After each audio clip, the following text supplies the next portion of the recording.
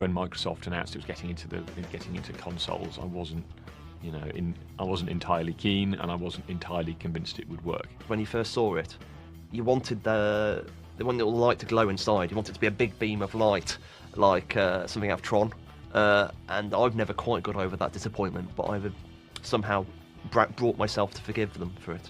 Well, I think when the Xbox actually originally came out, I was at art college learning to be a pretentious idiot, so I didn't have a lot of time to play games back then. But I do remember that my brother had an Xbox, and I didn't really kind of understand it. I was sort of mystified by it. It was a bold move for Microsoft to move into gaming, and the console was gigantic. It just looked much heavier and more serious and more like substantial, and manly than every other console. It looked like this kind of small house on his table. The thing was massive. You can't deny that it was an absolutely huge sort of doorstop, like a sort of a shaft of darkness in the middle of the living room. But it's quite big. The absolutely giant control of that huge redundant gem in the centre that you eventually grew to love, but initially you're just like, what is the point of this? The Xbox console itself was this huge, clunky brick.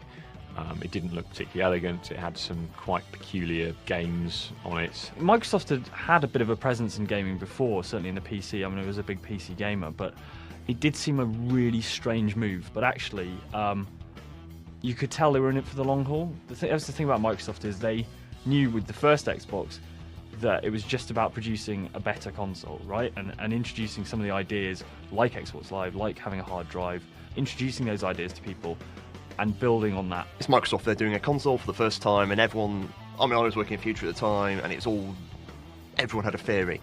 And the day the Xbox first came down, I still remember, because they brought an Xbox down, but it wasn't an Xbox. There had nothing inside it, and then the controller was attached. And they sort of funneled all the journalists into the room, like a group at a time, and they gathered around this complete facsimile of the Xbox and sort of stared at it for a bit. I've never seen a journalist try to take something the whole thing was inherently ludicrous with complete and utter seriousness. Everyone was used to having their games consoles come from Japanese companies, and so yeah, there was definitely a lot of pessimism around it when it was first shown. When Microsoft launched the Xbox, I think gamers were a little bit uncertain.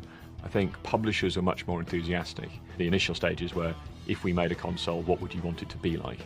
And there was a good deal of game developers and publishers saying, well, the big problem with console gaming is this. At the time, I saw the way games were going, and the idea that essentially single formatting games would be increasingly a rarity. They'd be cross-developing. I could see that was coming anyway.